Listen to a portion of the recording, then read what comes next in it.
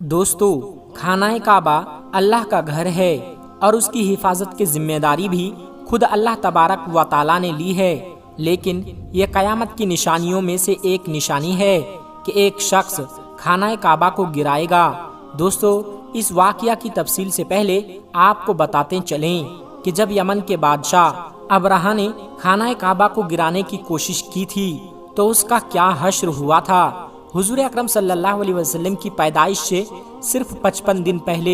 یمن کا بادشاہ ابرہہ ہاتھیوں کی فوج لے کر خانہ کعبہ کو ڈھانے کے لیے مکہ پر حملہ آور ہوا تھا۔ اس کا سبب یہ تھا کہ ابرہہ نے یمن کے دارالسلطنت صنعاء میں ایک بہت ہی شاندار اور عالیشان گرجا گھر بنایا اور یہ کوشش کرنے لگا کہ عرب کے لوگ بجائے خانہ کعبہ کے یمن آ کر اس گرجا گھر کا حج کیا کریں۔ جب مکہ والوں کو یہ معلوم ہوا تو قبیلہ کنانہ کا ایک شخص غیظ و غضب میں جل بھن کر یمن گیا اور وہاں کے گرجا گھر میں پاخانہ کر کے اس کو نجاست سے لت پت کر دیا۔ جب ابرہہ نے یہ واقعہ سنا تو وہ طیش میں آپے سے باہر ہو گیا اور خانہ کعبہ کو ڈھانے کے لیے ہاتھیوں کی فوج لے کر مکہ پر حملہ کر دیا اور اس کی فوج کے اگلے دستہ نے مکہ والوں کے تمام اونٹوں اور دوسرے مویشیوں کو چھین لیا۔ اس میں 200 یا 400 اونٹ عبد المطلب کے بھی تھے۔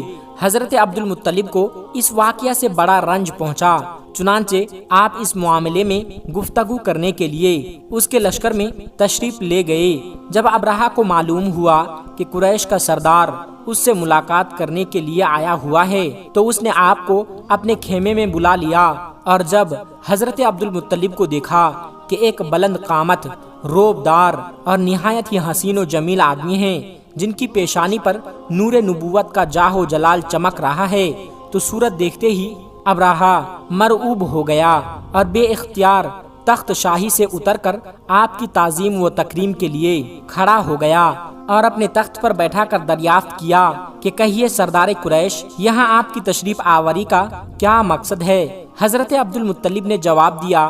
کہ ہمارے اونٹ اور بکریاں وغیرہ جو آپ کے لشکر کے سپاہی ہانک لائے ہیں، آپ ان مویشیوں کو ہمارے سپرد کر دیجئے۔ یہ سن کر ابرہہ نے کہا کہ اے سردار قریش، میں تو یہ سمجھتا تھا کہ آپ بہت ہی حوصلہ مند اور شاندار آدمی ہیں، مگر آپ نے مجھ سے اپنے اونٹوں کا سوال کر کے میری نظروں میں اپنا وقار کم کر دیا۔ اونٹ اور بکری کی حقیقت ہی کیا ہے؟ میں تو آپ کے کعبہ کو توڑ پھوڑ کر برباد کرنے کے لیے آیا ہوں، آپ نے اس کے بارے میں کوئی گفتگو نہیں کی۔ حضرت عبد المطلب نے کہا کہ مجھے تو اپنے اونٹوں سے مطلب ہے، کعبہ میرا گھر نہیں ہے بلکہ وہ خدا کا گھر ہے، وہ خود اپنے گھر کو بچا لے گا، مجھے کعبے کی ذرا بھی فکر نہیں ہے۔ یہ سن کر ابرہہ اپنے فرعونی لہجے میں کہنے لگا کہ اے سردار مکہ، سن لیجئے، میں کعبہ کو ڈھا کر اس کی اینٹ سے اینٹ بجا دوں گا اور روئے زمین سے اس کا نام و نشان مٹا دوں گا، کیونکہ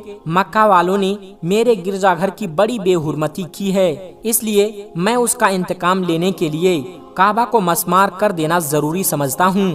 عبد المطلب نے فرمایا کہ پھر آپ جانیں اور خدا جانیں، میں آپ سے سفارش کرنے والا کون؟ اس گفتگو کے بعد ابرہہ نے تمام جانوروں کو واپس کر دینے کا حکم دے دیا اور عبد المطلب تمام اونٹوں اور بکریوں کو ساتھ لے کر اپنے گھر چلے آئے اور مکہ والوں سے فرمایا کہ تم لوگ اپنے اپنے مال مویشیوں کو لے کر مکہ سے باہر نکل جاؤ اور پہاڑوں کی چوٹیوں پر چڑھ کر اور دروں میں چھپ کر پناہ لو۔ مکہ والوں سے یہ کہہ کر پھر خود اپنے خاندان کے چند آدمیوں کو ساتھ لے کر خانہ کعبہ میں گئے اور دروازہ کا حلقہ پکڑ کر انتہائی بے قراری اور گریہ وازاری کے ساتھ دربار باری میں اس طرح دعا مانگنے لگے کہ اے اللہ، بے شک ہر شخص اپنے اپنے گھر کی حفاظت کرتا ہے، لہٰذا تو بھی اپنے گھر کی حفاظت فرما اور صلیب والوں اور صلیب کے پجاریوں عیسائیوں کے مقابلے میں اپنے اطاعت شعاروں کی مدد فرما۔ حضرت عبد المطلب نے یہ دعا مانگی اور اپنے خاندان والوں کو ساتھ لے کر پہاڑ کی چوٹی پر چڑھ گئے اور خدا کی قدرت کا جلوہ دیکھنے لگے۔ ابرہہ خانہ کعبہ کو ڈھانے کے لیے اپنے لشکر جرار اور ہاتھیوں کی قطار کے ساتھ آگے بڑھا اور مقامی مگمس میں پہنچا۔ تو خود اس کا ہاتھی جس کا نام محمود تھا ایک دم بیٹھ گیا، ہر چند مارا اور بار بار للکارا، مگر ہاتھی نہیں اٹھا۔ اسی حال میں قہر الہی ابابیلوں کی شکل میں نمودار ہوا اور ننھے ننھے پرندے جھنڈ کے جھنڈ، جن کی چونچ اور پنجوں میں تین تین کنکڑیاں تھی، سمندر کی جانب سے حرم کعبہ کی طرف آنے لگے۔ ابابیلوں کے ان لشکروں نے ابرہہ کی فوجوں پر اس زور و شور سے سنگ باری شروع کر دی کہ آن کی آن میں ابرہہ کے لشکر اور اس کے ہاتھیوں کے پرخچے اڑ گئے۔ ابابیلوں کی سنگ باری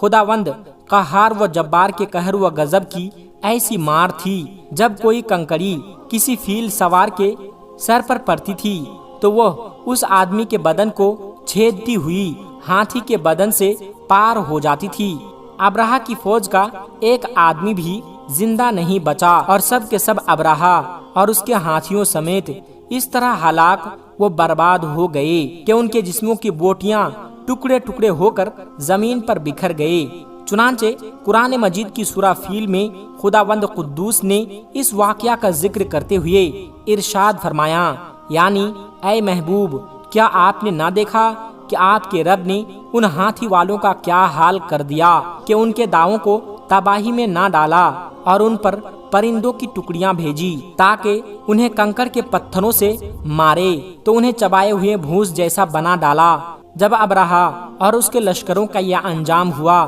تو عبد المطلب پہاڑ سے نیچے اترے اور خدا کا شکر ادا کیا اور ان کی اس کرامات کا دور دور تک چرچا ہونے لگا اور تمام اہل عرب ان کو ایک خدائے رسیدہ بزرگ کی حیثیت سے قابل احترام سمجھنے لگے۔ دوستو، اب آپ کو اس واقعہ کے بارے میں بتاتے ہیں جو قیامت کے نزدیک پیش آئے گا اور جس کے بارے میں حضرت محمد صلی اللہ علیہ وسلم نے فرمایا تھا۔ اللہ پاک کا آپ صلی اللہ علیہ وسلم پر خاص کرم یہ ہے کہ آپ صلی اللہ علیہ وسلم کو اللہ پاک نے تمام علوم عطا فرمائیں جن کا تصور ہمارا انسانی ذہن کبھی نہیں کر سکتا۔ جو بات ہمارے نبی صلی اللہ علیہ وسلم نے فرما دی وہ پوری ہو کر رہے گی۔ اللہ پاک ارشاد فرماتے ہیں، اور وہ کوئی بات نہیں اپنی خواہش سے نہیں کرتے، وہ تو نہیں مگر وہی جو انہیں کی جاتی ہے۔ اللہ کے علم کے سمندر کے مقابلے میں نبی کریم صلی اللہ علیہ وسلم کا علم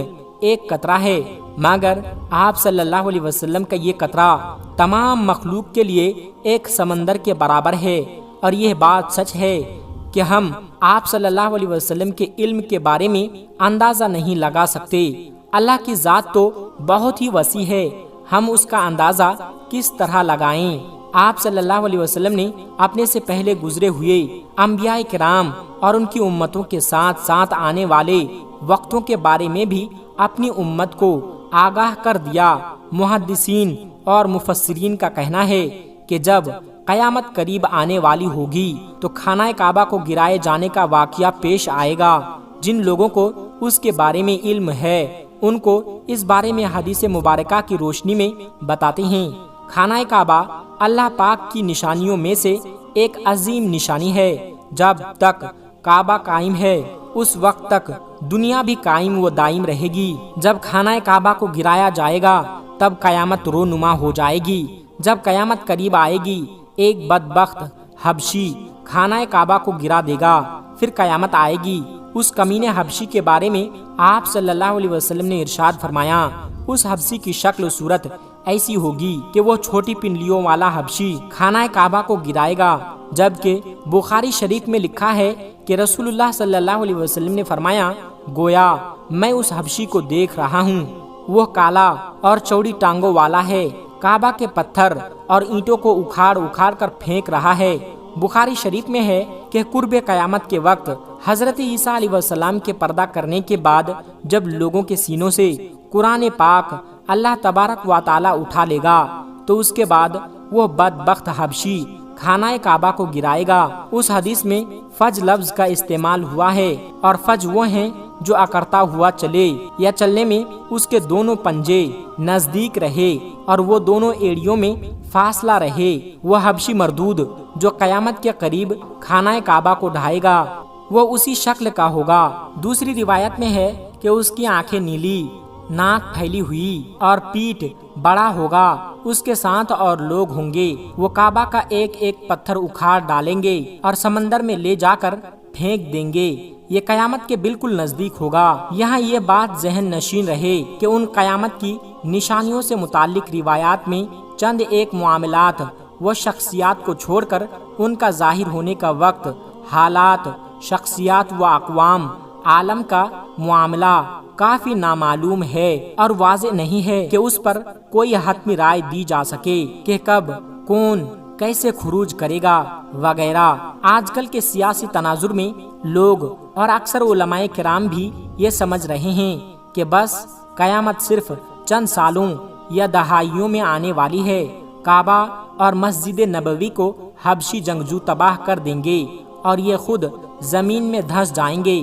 آئندہ چند سالوں میں امام مہدی اور حضرت عیسیٰ علیہ السلام کا نزول ہوگا اور حضرت عیسیٰ علیہ السلام کا نزول ہو جائے گا۔ برمودا ٹرائی اینگل سے دجال نمودار ہوگا اور فتنہ پھیلائے گا۔ یہودیوں، عیسائیوں اور مسلمانوں کی آپس میں جنگ ہوگی جو بس چند دن کی دوری پر ہے۔ حقیقت یہ ہے کہ یہ سب کیا صحرائیاں ہیں جو سادہ لوح عوام الناس کو محفوظ کرنے اور عمل و جہاد سے دور کرنے کے لیے کی جاتی ہے۔ اگر گہری نگاہ سے دیکھا جائے تو بڑے بڑے فتنہ تو کئی صدیاں پہلے سے ہی رونما ہونے شروع ہو گئے ہیں۔ کتنے ہی لوگوں نے مہندی ہونے کا ڈرامہ رچایا، کتنی ہی دفعہ مسلمان اور یہود و نصارہ میں بڑی جنگیں ہوئی، کتنی مرتبہ قبلہ اول فتح ہوا، کتنی مرتبہ قبلہ اول پر یہودیوں کا قبضہ رہا، کتنی مرتبہ دجال نما انسان پیدا ہوئے، لیکن ان کا ذکر